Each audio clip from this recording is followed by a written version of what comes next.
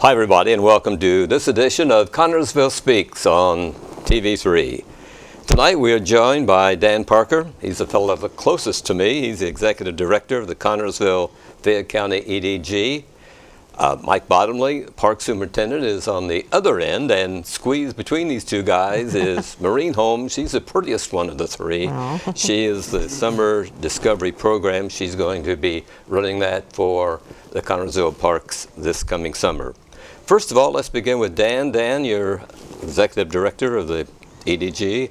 What does EDG stand for? Economic Development Group. Very good, very good, very good. Score one correct answer there, right? Dan, recently you appeared before City Council. Told us a little bit about yourself for the viewers that didn't have an opportunity to see you that evening. Why don't you tell us your background and how you got the job? All right. Golly, Fran, I don't know where to start. Well, you're a hometown guy, aren't you? Yeah, I am a hometown guy. Okay. Born and raised in Connersville. Grade school, high school, the whole educational process here. Graduated from Connersville High in 1968. And fortunate enough to meet and marry my high school sweetheart, Marcia Simpson from Everton, the prettiest girl, I might add, that ever lived in Everton, Indiana. You're getting points here tonight. I'm trying. I mean, I'm working at it. Fast and furious. We got married the same year we graduated, and a couple years into our marriage, we decided we ought to go to college. So we went 1,775 miles away from Connersville, out in a little town called Rexburg, Idaho. And studied art and marketing out there, and graduated from that college, came back to Connersville, and that was about the time that the custom van craze hit Connersville. Yes, remember. And I was very fortunate in hitting about the right time in town, and I had, thankfully, the skills and talents to start a business, and I did that and ran that business for 15 years. It was very successful. It was a huge success and a great venture. We just had a ball doing the custom vans, and it was a good experience. That kind of waned a little, and then I went to work for H.H. Robertson as a consultant for about 18 months to 2 years. And got to travel all over the United States. Flew out every Monday, flew home every Friday. It was very rewarding. It was a good experience. After that experience, I didn't do a lot for about 2 years. Kind of sat back, and finally, my wife said, "You know, our bank account is just dropping down. You either need to get another business started or go get a job." So I did the latter. I got a job as a designer for Holm Industries down in Batesville, working at Batesville Casket Company. Okay. And I worked there for 22 years, rose up through the ranks, became the director of product development, was senior designer. It was a real good experience. It really helped shape and train me for this experience as Economic Development Director here in Connersville and Fayette County. A lot of the same skills in presenting, meeting and greeting. We entertained thousands of funeral directors there at Batesville Casket, Leonard Urban being one of them, Showalter being one, and Millers. We entertained them all. Yes. And so this was kind of a nice fit with those skills that I acquired and learned and made while I was with Hillenbrand. This was just a natural fit to come into this job, and it's been a lot of fun thus far. I've learned a lot, still learning. It's been a good experience for the first 2 months. I was going to ask you how long you've been on the job. About 2 months, a little over 2 months. Yeah. You've learned a lot in 8 weeks. A lot, and of course, this board that I report to, board of directors, they want me to soak up as much as I can. So I'm going to every conference. I'm going to every function. These associations. There's multi-county associations. There's state associations. There's there's just a plethora of different groups and organizations that deal with economic development throughout the state. And I've the 2-day training on community development, which kind of overlaps with economic development. Yes. And I did that 2 weeks ago with Ball State, a 2-day course. And I've got one in January that deals purely with economic development at the Ball State campus as well. So this training, I did one just this past week for counties in Indianapolis that was very eye-opening, very revealing about how counties, not unlike Fayette County, are facing the same problems, where they've had a major industry that left, or several, like we have. Yes. And we're not so different. There's a lot of counties out there that are doing the same thing we're doing, scrambling to try to get industry in, keep the businesses that we currently have, enrich those, grow those, Yes. make them so they want to stay here in the community. Mike Bottomley, talk about the Summer Discovery Program and your helper here. I know she wants to talk about it. Okay. When does it all begin? What is Summer Discovery? What is it? It's a program for the youth in town. It covers grades 1st through 6th grade. This year it's somewhat of a change. In the past, this is our 4th year that the park has been running the Summer Discovery Program. We usually have 100 to 120 kids signed up for the program. Good. The change is Daryl Drew was our director for the last few years, but with us adding the t-ball, the softball, we already do the pool in the men's and co-ed and church league softball. We felt like we needed a better presence of adults at the program. So this year we decided to hire 3 Summer Discovery directors, programmers to help out this summer, and Maureen is one of those. She's pretty excited about the program, and the concept of the whole program is not going to change a whole lot.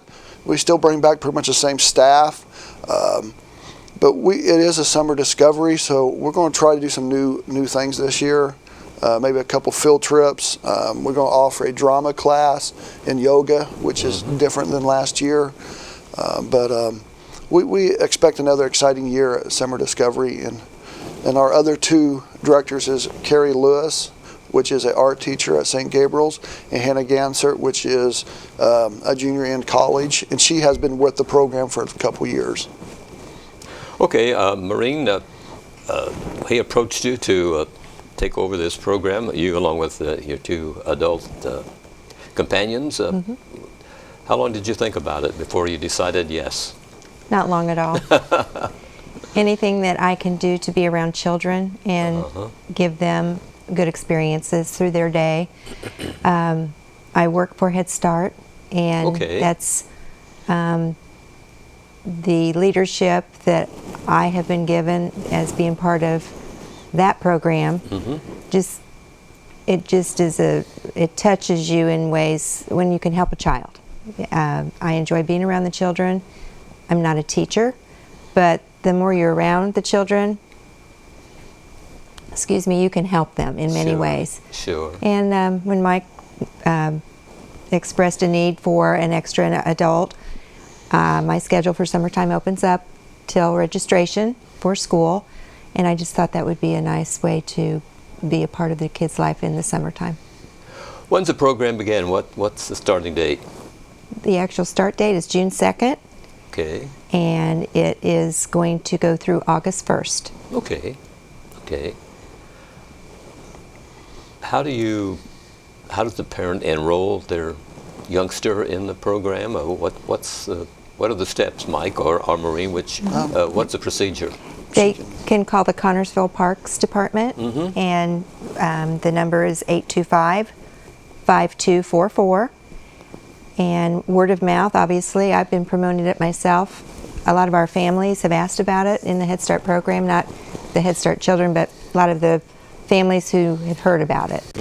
And or they can go to the Parks and Recreation Department and sign up there. And what time of the morning does it begin? The hours, 7 a.m. to 8 a.m. is drop off. And then the program goes till 5. Is that right, Mike? Yes, it's It's a pretty good deal. It's great because our hours are 7 to 5, and you can drop your child off pretty much any time in that time period. And they can be picked up any time in that time period. So they're not set where they have to go all 5 days. They can go 3 days a week, 2 days a week, 1 day a week. Like I said, we had over 100 kids signed up. An average day was around 35 to 40 kids. So it's real flexible for people. We hand out a agenda each Friday of the following week of the times and things that we're doing for the next week, so parents can kind of plan. There is a cost. The registration fee is a $10 fee. Then each day that you drop your child off, it's $15 a day. And if you have more than one child, it does get cheaper than that. But like I said, it's $15. They can be there from 7 to 5 or 1 to 5. It doesn't matter. So it's real convenient for the parents to drop your child off. It's not a babysitting service. No. We got activities planned all day. A typical Monday, we swim from 9 to 11.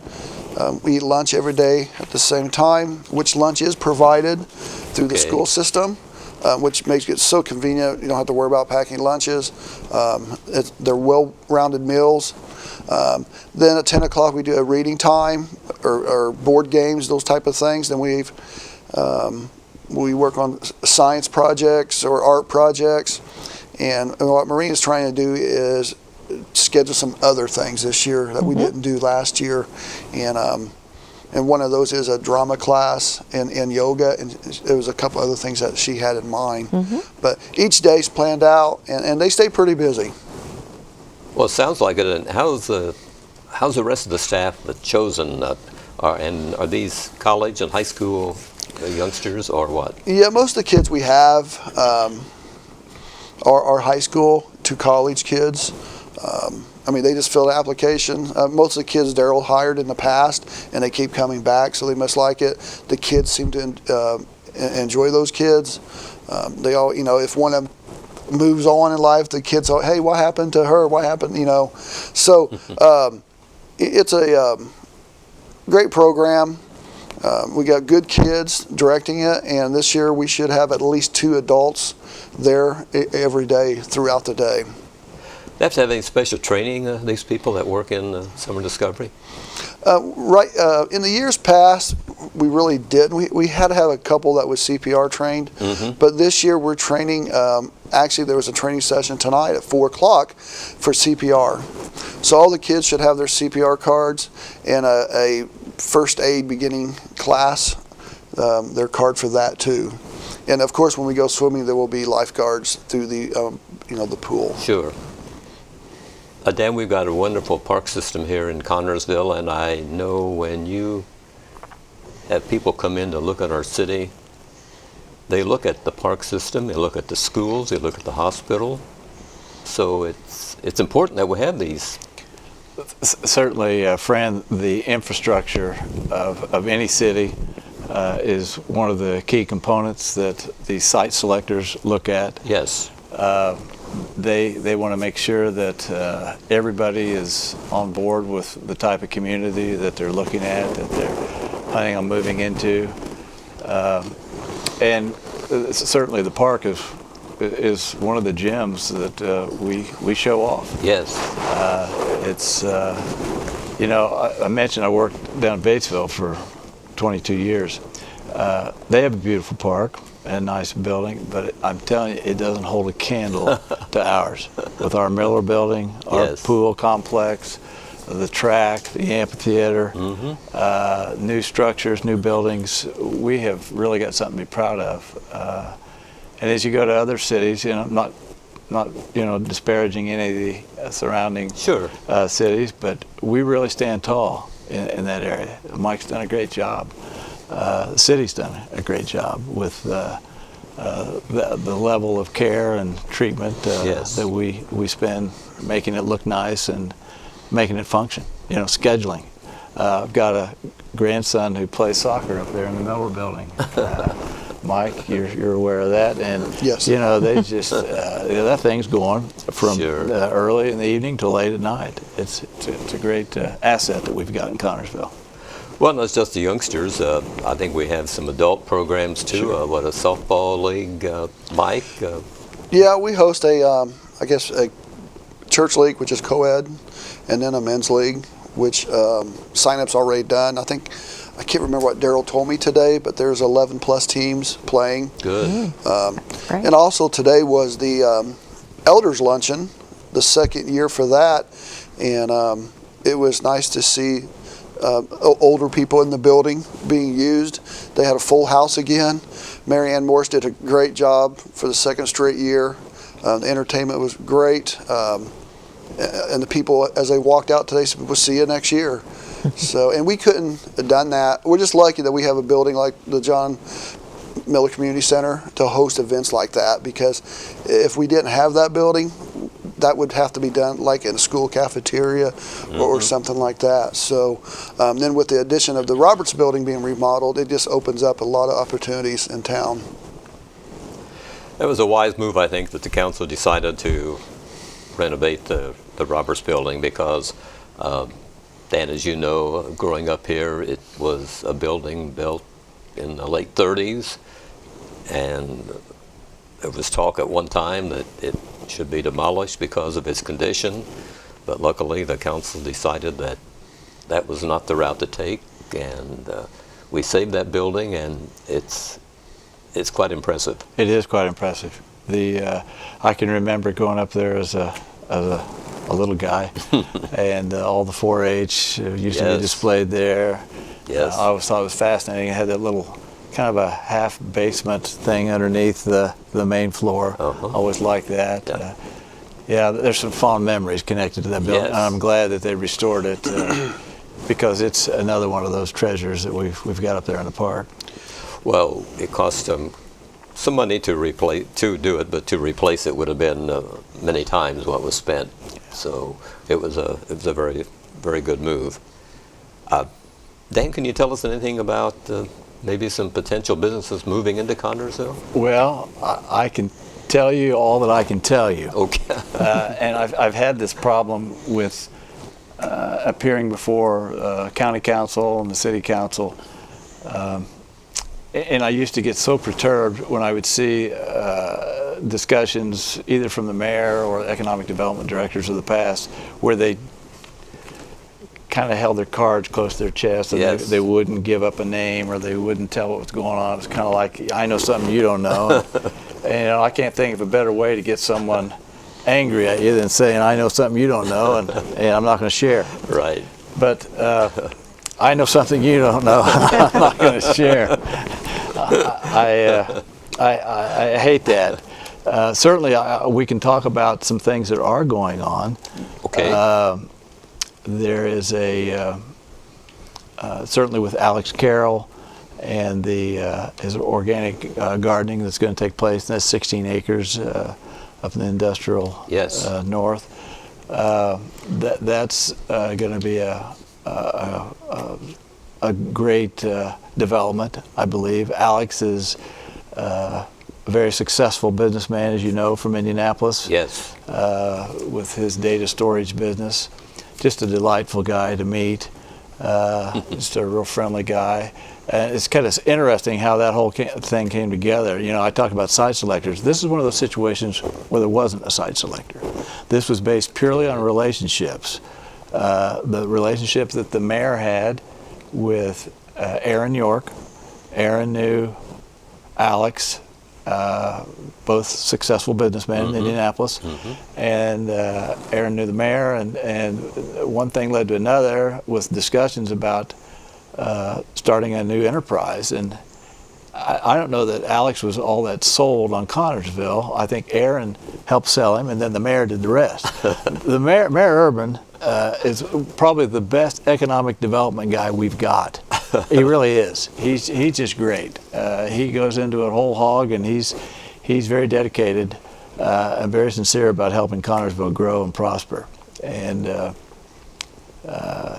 this thing with Alex is proof of that. I mean, he he stepped in and showed them. When they started, they took them to all the industrial sites. Okay. And it just didn't hit right. And then he said, I think I need land. I'm looking for land. And so he drove him out to that 16 acres and he said, this is it. That's what he was looking for. And the whole deal took off from there. And all that happened before I came on board. So Yes. I don't take any credit for any of that. Wish I could, but I can't. Explain what the business is. Well, Fran, good question. I don't know all the different types of and he mentioned them in our ribbon cutting meeting, but it's the things that make up. I don't want to call it a gourmet salad, but all those types of plants and. Whether it's organic vegetables, I guess. all that, and whatever that comprises. And then he has plans in the future for a special species of salmon that he would bring that on board as things progress.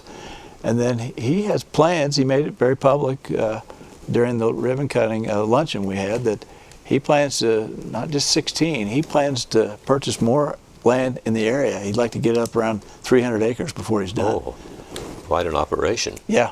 So he's very he's got a lot of vision and a lot of get up and go. Good strategy. He carries through on what he says he's going to do. So we expect some great things. And he loves Fayette County. He wants to move here. He'd like to get his family and bring them down here and live in our community. Good. So. Good. We're happy. We're very happy. Well, it's good when someone makes that decision because that bodes well on our school system. Apparently, he's checked that out. Yes. And figures that it's a good place for his youngsters to be educated. It is. It's all that's very, as we mentioned earlier, it's more than just I want to come to a certain town. I want to look at what can they offer me and my family. It's everything. It's quality of life. It's the infrastructure. It's what kind of business climate do we have here? It's all that. How are we grooming talent for the future? You know, we've got one of the best vocational schools. And Absolutely. Just our school system in general is very good. I know there's a lot of discussion going on to help do some training that would help students as they come out of high school, that they would be able to either have certificates or have some credentials to do some specialized work right out of high school. So I know there's some plans in place to make that happen, and so we're really on the front edge of making sure that we educate and help the next generation find jobs. Another recent addition to Connersville's industry, Wayzata. Can you talk a little bit about it? A little bit. Okay. I had the pleasure of touring that with the mayor about a month ago, and the last time I was in there was during the what was the car company that went bust? Carbon Motors. Carbon Motors. When Carbon Motors was doing all the ceremonies and so forth was the last time I was in there. And at that time there was a second floor mezzanine in the main building. Well, that's all gone. I see. It's completely removed, and when you walk in there, you think you're walking into a brand new building. I mean, it's all painted, the lights, the lighting, the colors. If you didn't know it was where you were at, I mean, you'd think you was in a brand new building. They have done some tremendous things in there in remodeling, and you can see it from the outside too. A lot of the stuff they've removed that's dated or no longer in use. Yes. And painting the building. I mean, they're literally spending millions and millions of dollars on this building to bring it up to speed for their purposes. It's really going to be something nice. And in early June, I don't want to say too much about it because the mayor's been working real hard with his relationship with the owner to have him on this show on the 6th, I believe it is. And then I think we're going to have a real nice open house for the public on the 7th. That'll be June. In June. Good. Right. Good. In the early evening, I think it'll be like 2 till 6, I think, or 3 to, I think it's 2 till 6 is what we've planned. So that'll be good for the whole community to be able to go and see how they've transformed the place. And there'll be additional information coming absolutely. out. Between now and then. Just a reminder, you're watching Connersville Speaks on TV3. Our guests tonight are Dan Parker, Executive Director of the Connersville-Fayette County EDG, Mike Bottomley, who is Park Superintendent here at CHS, and Maureen Holm, who is Summer Discovery Program.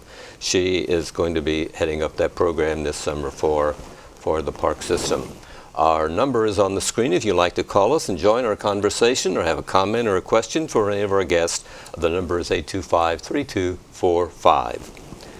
Mike, more about the park. There's more going on up there than just summer discovery this summer. Tell us about it. Yeah, I brought some information about the pool. Okay. We had a pretty tough winter with cold. So well, that's not really news, Mike. Yeah, but we had some anyway. we had some problems with the pool and the pipes. Okay. But we was concerned with some of the pipes that was in our filter system, if they survived the winter, because we did have one that did bust. But we fixed that pipe and everything's running well. It's full of water right now, and trying to get the chemicals balanced, all that stuff online for opening day. But our pool will open on May 24th, 25th, 26th. Gets a little confusing, then we will close because school is still in session and 90% of our staff is still in school.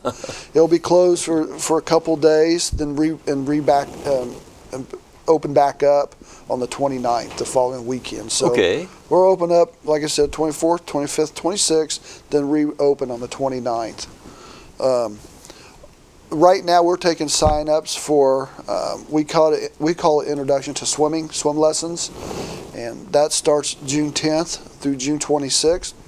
That's Tuesday, Wednesday, and Thursdays. It's for 3 weeks, 10 to 10:45 a.m. It's $35 for 9 lessons, and there also will be a second session in July sometime. And also another big hit is our pool parties. Last year, it was about booked every night. So you need to call in early. They're already starting to book up. If it's 100 people or less, it's $200. If it's over 100 people, it's $300, and lifeguards included. So if you're wanting a pool party or more information about the pool, you can call the park office, 825-5244. What are the hours of these pool parties? Do they go on and on? Yeah, we close at 6, and it gives us about a half-hour cleanup, and they start at 6:30. And go till? We like them out by 8:30. Oh, okay.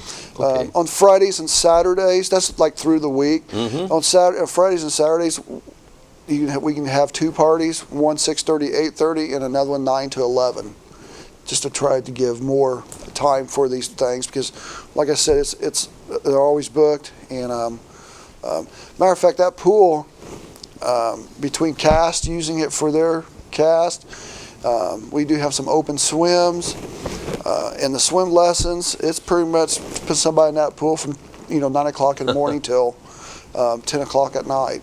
And it makes cleaning it a little difficult, but it's being used.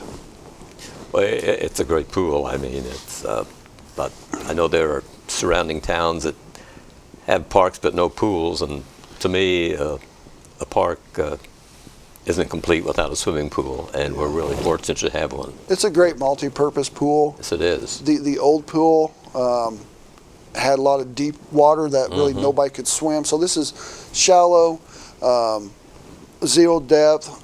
We have the big water slides. It just fits the community a lot better. Yes, it does. If someone wants to reserve one of the buildings or the pavilion or a shelter, what's the process? What do they do? Well, the John Miller Community Center is the community center, also our park office, and that's where all of our reservations and all those items are done through Sharon Klein. If you're wanting, I think right now the Miller Center, Roberts Building, the next couple months, pretty much every Friday, Saturday is booked, and the shelters are starting to fill in also. So if you need a shelter or a building, you probably need to call here soon. There's pretty much nothing in May and June because of graduation and those type of things, but we keep pretty busy with the rentals. We talked about Roberts Park so far this evening, but you do have a few other things that you have to look over. Tell us about the park system, Mike. We probably take care of 170 plus acres, and it's not just Roberts Park. We take care of the Ohio Valley Gas Soccer Complex. We have a lot of long names for our parks. The 2nd Street, the Industrial Park. We have a little park behind Frazee School, and also a sports complex, which is the Babe Ruth Park, girls softball, t-ball, and Offutt's Park. And I think the other park I missed was the John Connor Trail Park, yes. Smalley's Lake. Yes. People call it different things, and that's, we haven't even, like I said, we're a little behind schedule right now. We're still trying to get flowers planted in the park and landscaping done, but we usually remulch all the trails, which we have not done that yet. But I know people are starting to fish again down at Smalley's, and it's a nice little area to visit. Certainly is. As Director of EDG, Dan, again, we talked about some of the new businesses here, but as you touched briefly, existing industries have to be taken care of, and that's one of your big responsibilities, is to assist these folks. It is, Fran. And it's one of the things I take so seriously. I visited 2 today, visited 2 yesterday, there are businesses all over Connersville, and they range from a one-horse sole proprietor, whether it's a beautician or a graphic artist or whatever the case may be. Yes. There are consultants, and there are little businesses sprinkled all over Connersville and Fayette County. There's certainly an agricultural component. Those businesses that I've had the pleasure of visiting some of those. And then what I think most people in Connersville think about is the hardcore manufacturing. Let's go have an industry, let's build something. Sure. And I've had the good fortune to visit quite a few of those. And it's the same message everywhere I go. We are interested not just in acquiring new business to come to Connersville. I mean, we want that. We certainly want that. But those that we have right now, we want them to stay. We want to enrich their experience in Connersville and bring it up a level to guarantee their longevity, their success, and they're staying in Connersville. We really want that.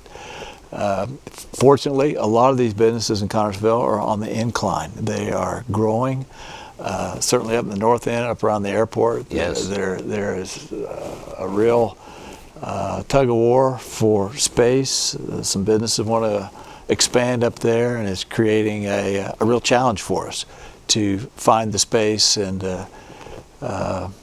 do some juggling of some of the current owners and maybe do some maneuvering to help them grow in a new area and let some other businesses come into those areas. So it's a challenge. That's a nice problem to have. It is a nice problem to have. It is. A little frustrating at times, but it's certainly one that we take very serious. And visiting these businesses is something I'm dedicated to doing, to seeing as many as I can, as often as I can, to find out how we can help them. We have the ability to help some of these businesses to grow and prosper. That's what economic development is all about. And in funding it through the city and county, it's very important. It's some of the learning I've gathered at these conferences I've went to. A lot of the counties and cities in Indiana are faced with some of the same problems we're having as far as a financial shortage. A lot of those economic development corporations and groups are funded through private donations. Yes. Where a corporation may give a sizable donation yearly, and they also end up with a seat on the board to vote and help steer some of those monies, which is something we have not done in the past, but we're looking at it. We're looking at that very seriously going forward. As an alternative to the present Certainly a way. We're not in what I would call dire straits financially right now, but certainly with the city situation, and I read the paper today in the counties, Yes. We have to look forward, look ahead as to the best way to preserve our future so that we can help Connersville and Fayette County grow. And to compete in today's environment, economic development is essential. You have to have it. All the other counties, and I meet with my counterparts from all the other counties, they are working day and night to secure new business. They compete. They're strong competitors, and there's a friendly competition. But Yes. but in the end, it's real. It's very, very competitive. And for us to go to the next level in Connersville and Fayette County, we have to fund economic development, and we have to support it. It's essential. Is there any move to join in with other counties, a regional EDG? so to We speak? have. We have done that. We're a member of Energize ECI. We're also a member of, I get all the acronyms still a little messed up. I learned all of them in 22 years with Hillenbrand, all the acronyms. And it escapes me right at the moment. There's another acronym for one. I just signed a check to pay our yearly dues for this one that anyway. It's counties. It's about a 8-9 county region up through Muncie and that we're a member of.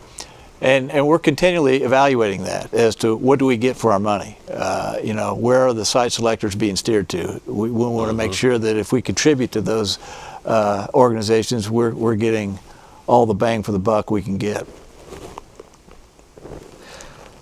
When a company decides to locate, they send a site selector. Is that how it works? Well, there's two. I know of two types. I'm sure there's a national level. I know there is a national level, but certainly on the state level, there are a method through the state, and then there are private site selectors. I see. It was a private site selector who brought Wayzata to Connersville. A very nice guy that I've met. He's had another big company that came here to look at us early April at the 58 acres north of the airport. And those professional site selectors, once you've gained their confidence and you've won favor with them, you stay in their database and on their list. And so Connersville has found favor with one very good one. The proof of that is Wayzata being here. So we have some big hopes for the future. We're going to continue to market ourselves in a positive way. We're going to do our very best to win favor with more of these site selectors so that we can get more traffic and more people looking at Connersville and Fayette County.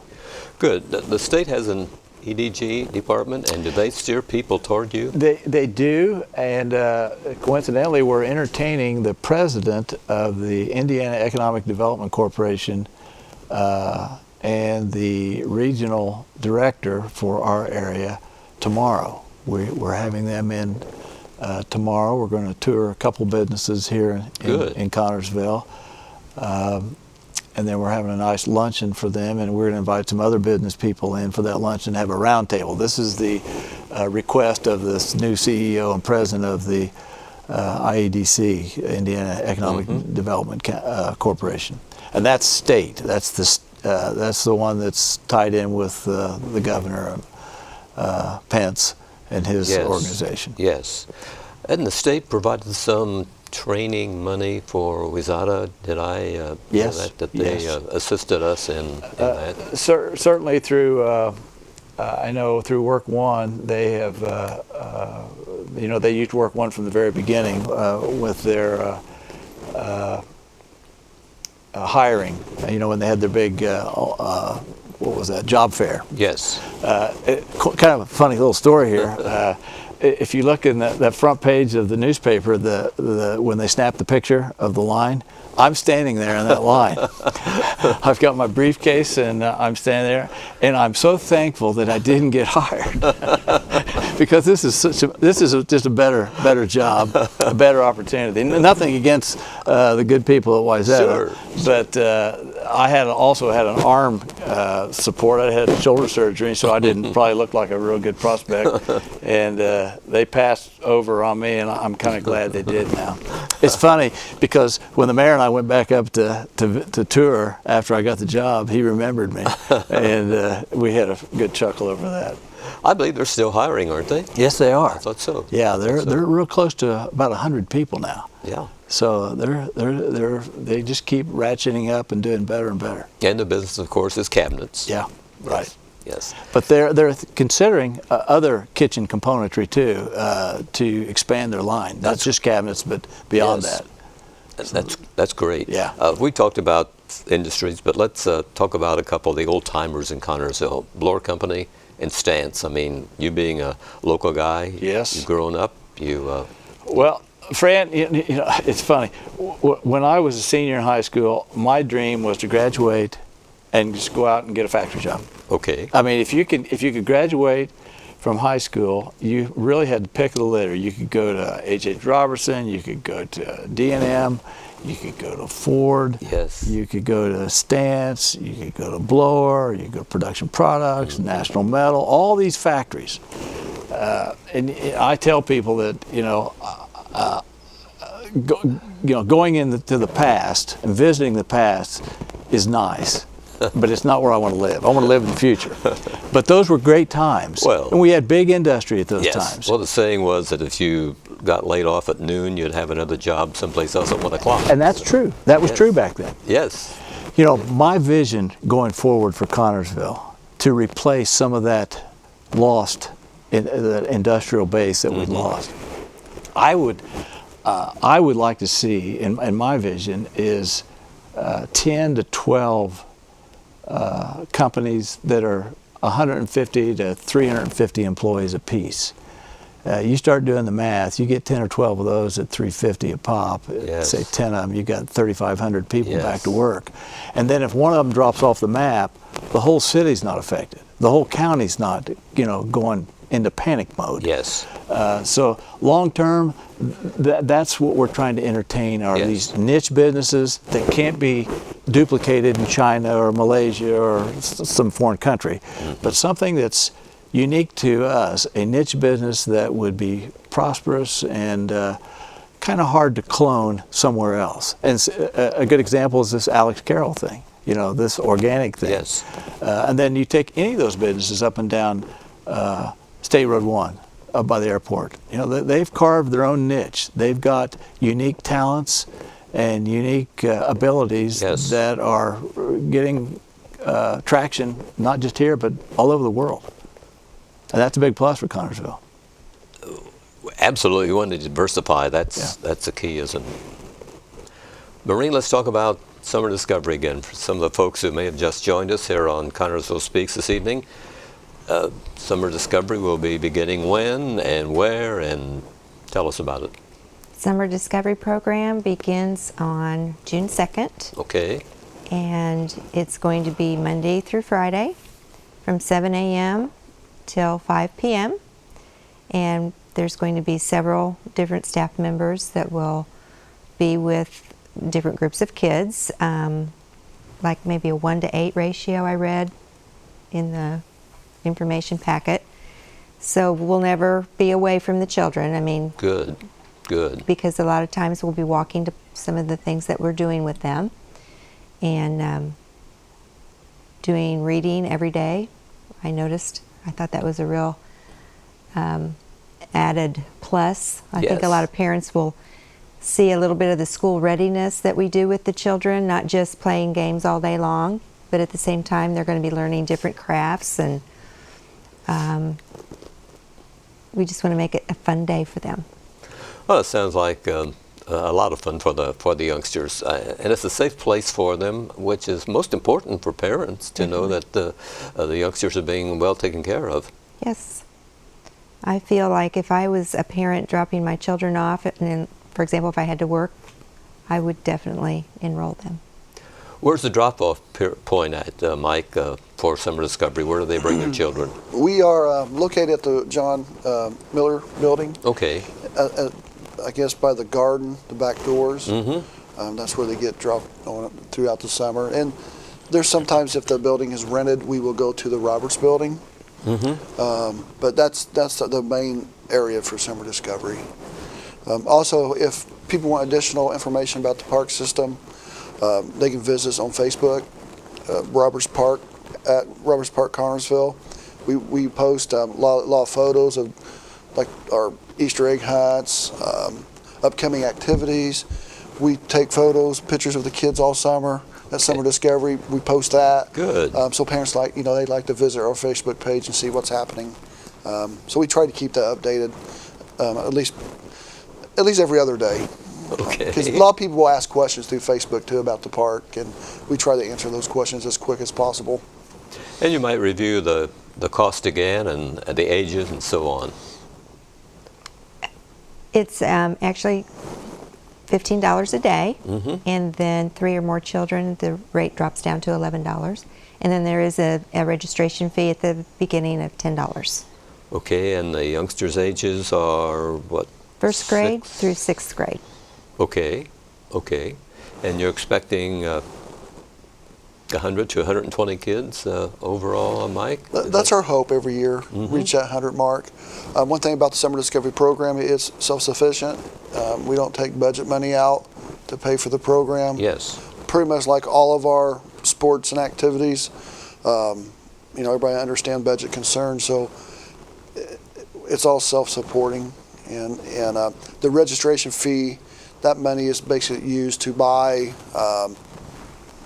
crowns, paint, things supplies that we need for summer discovery.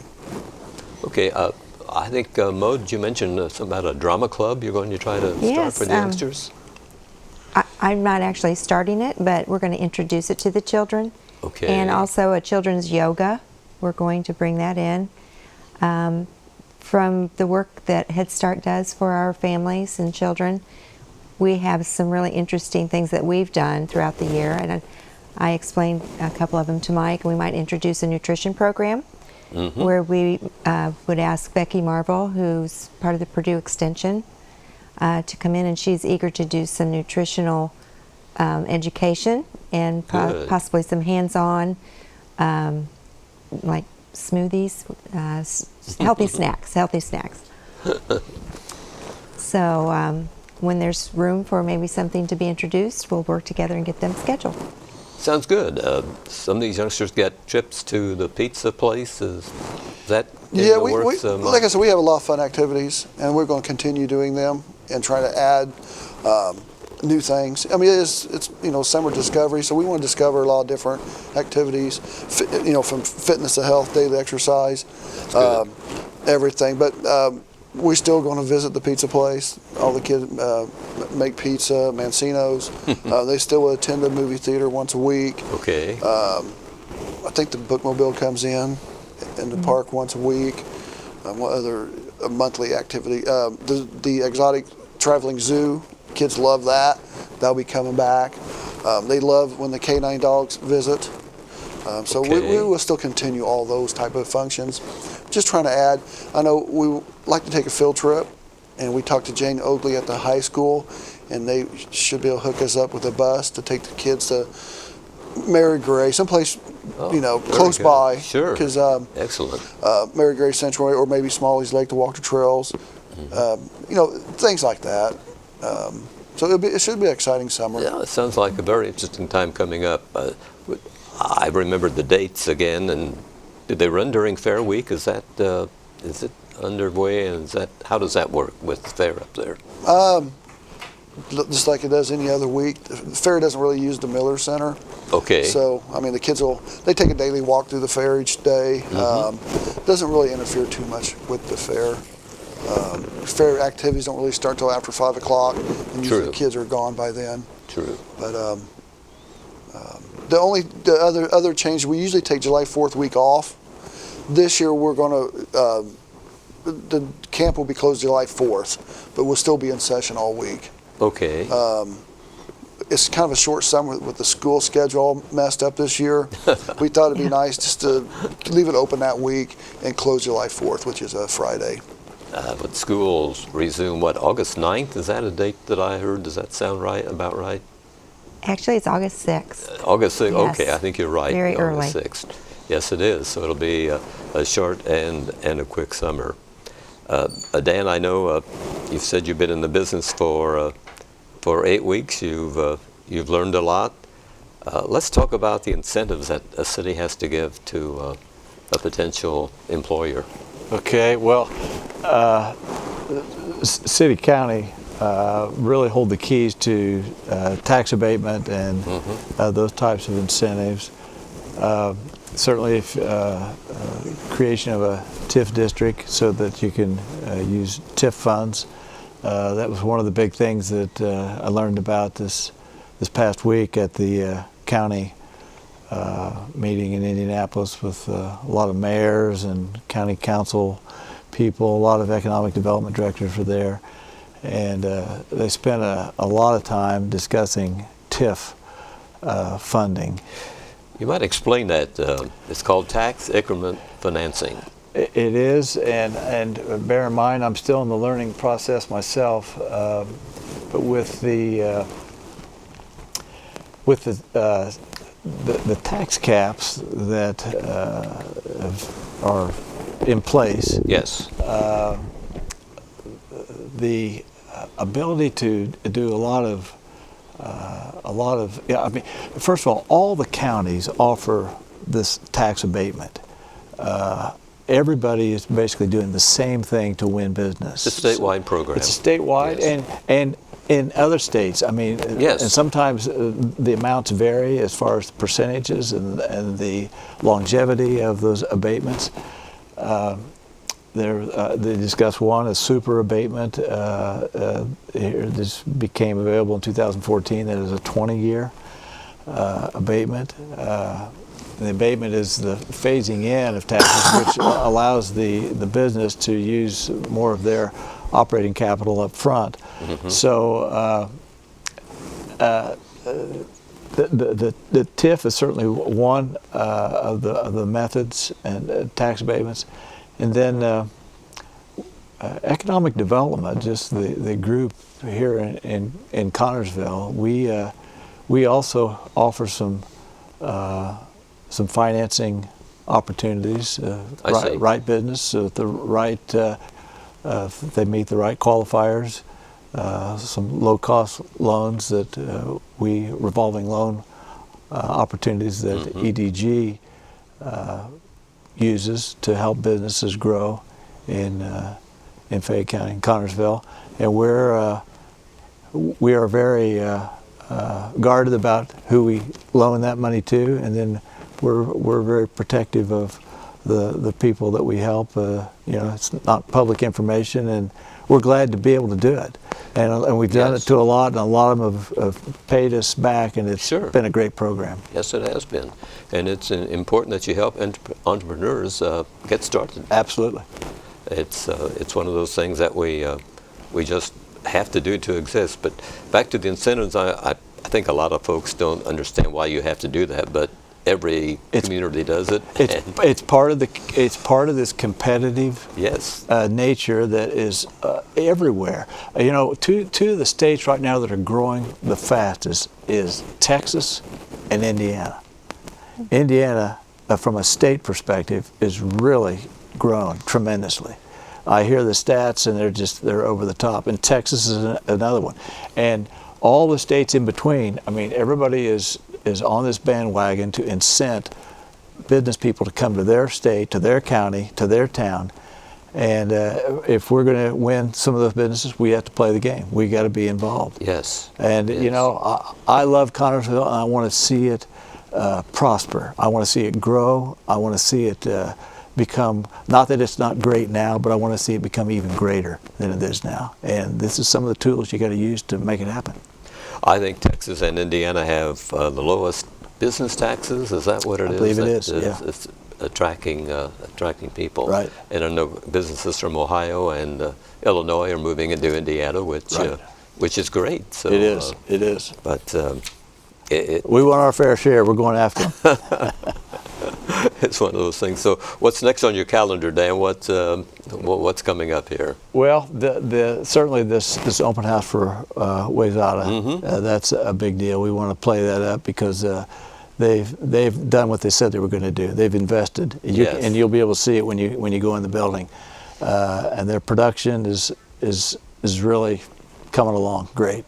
That's wonderful that everything has fallen into place for them. But it's a relatively new company, I believe. It is. His goal, he wants to become the Amazon of kitchen cabinets and kitchen components. And he's on his way to doing it. I mean, he's really got a nice setup, a nice ordering process. If you've ever got online and just kind of looked at how you order, and they have people that talk you through it, and they're premium products. They're high-end, beautiful dovetail joinery, nice solid wood, great craftsmanship, good products. I looked at them, and I've good detail, nice stuff. That's good to know that we have a company like that's here, and it'd be nice to have a lot of automotive, but those days I think are gone with your industry zeroed in on automotive. And as you pointed out earlier, when one of those companies pulls out, why it's really detrimental to the city, and it takes them a while to recover. Right. That's why I want these niche businesses, a variety of businesses.